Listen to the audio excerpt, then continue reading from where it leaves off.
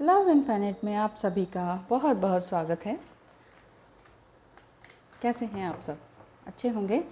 तो रीडिंग शुरू कर लेते हैं। ट्विन फ्लेम जर्नी में जो भी हैं, लेकिन अगर सेम जेंडर में हैं और सेपरेशन जैसी सिचुएशन को आप झेल रहे हैं, सेपरेशन के स्टेज में आ चुके हैं, नहीं समझ पा रहे हैं कि आगे क्या होगा इस रिश्ते का, तो सवाल पूछा है अंजलि ने। उन्होंने कहा है कि हम सेम जेंडर में हैं, दोनों ही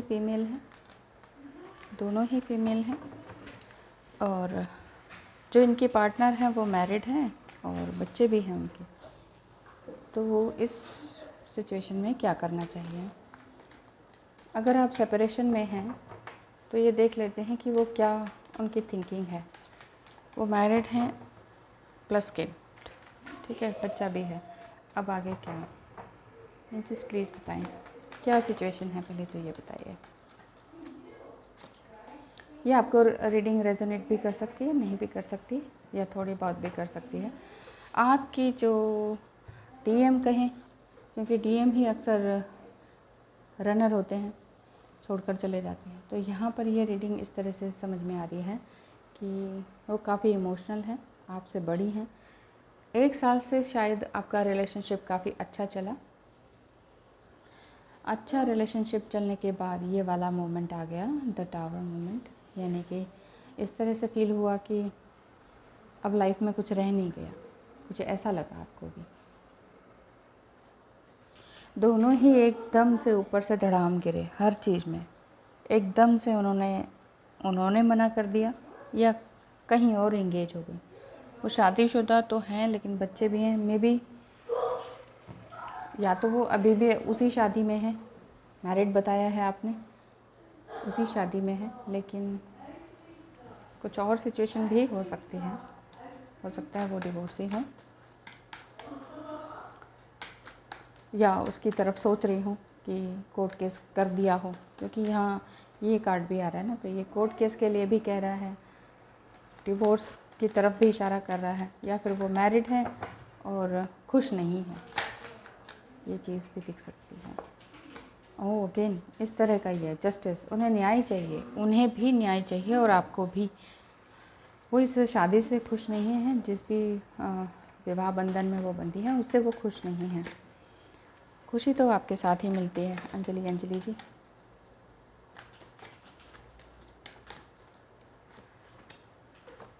तो क्या वो आपसे कांटेक्ट करेंगे? कांटेक्ट करने का बहुत अच्छा साइन नहीं है, क्योंकि ये 3 कार्ड्स आए हैं। ऐसे तो ये लग रहा है कि हाँ, बात करना तो चाहती हैं, लेकिन कोई ना कोई सिचुएशन इस तरह की बन जाती है कि बात हो नहीं पाती है। कुछ भी रास्ता सूझता नहीं है कि कहाँ जाएं, क्या करें। बहुत ज़्यादा तकलीफ़ है।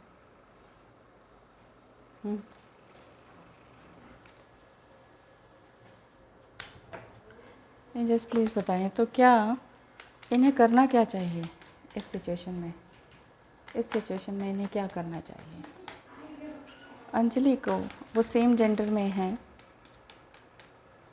और हो सकता है आप अनमैरिड हो। एक बार देख लेती हूँ अंजलि। ओह अनमैरिड ही दिख रही हैं।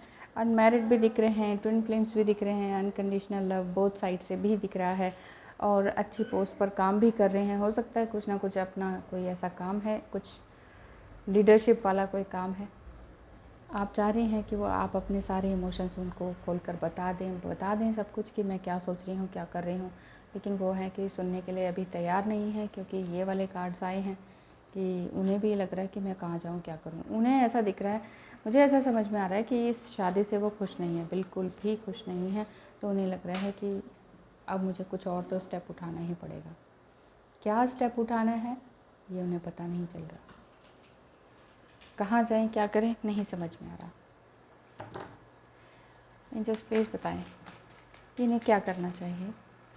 प्यार तो बहुत है, क्या इनका वापस से पैचअप होगा, रिकन्सिलिएशन होगा?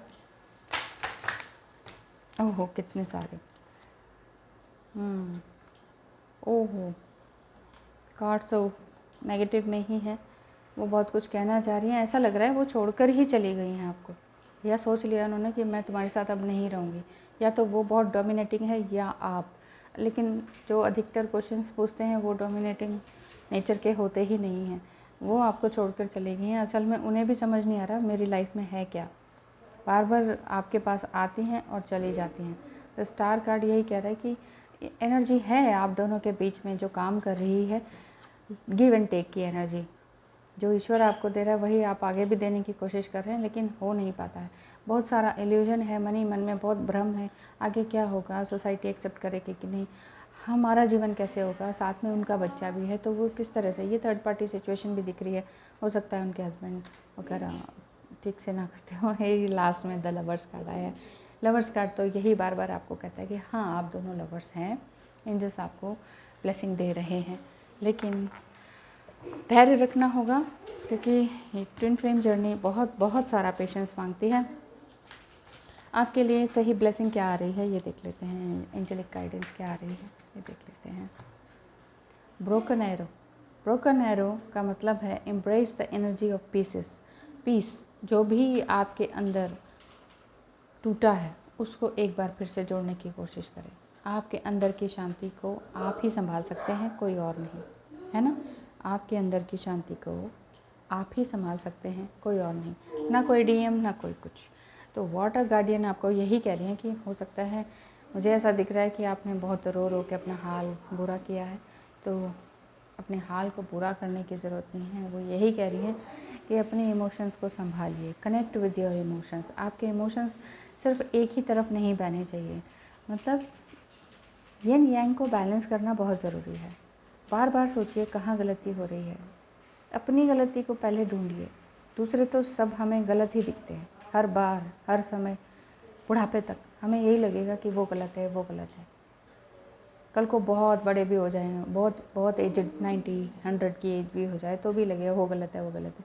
लेकिन नहीं, दूसरों को गलती देखते देखते ना अपने अंदर देखना भूल जाते हैं। इसलिए ये बिल्कुल सही राइट टाइम है कि आप अपने अंदर के इमोशंस को जान पाएँ, समझ पाएँ, कहाँ गलती हो रही है उसको देख पाएँ, कहीं ओवर थिंकिंग तो नहीं कर रही उसको देख पाएँ। और उसको वॉच करने का सही तरीका यही है कि बहुत ज़्यादा बिज़ी बाहर की तरफ ना रहें, कुछ टाइम अपने साथ भी बिताएं। जर्नल लिखें, डायरी लिखें, डायरी में अपने मेडिटेशन के दौरान जो भी इमोशंस आते हैं उन इमोशंस को लिखें, तो आपकी लाइफ बहुत अच्छी चलेगी। Broken arrow and water guardian आपको बहुत अच्छी ब्लेसिंग दे रहे हैं। Thank you so much. ध्यान रखिए अपना और अपनों का, और अच्छे से अपनी लाइफ बिताइए। Thank you.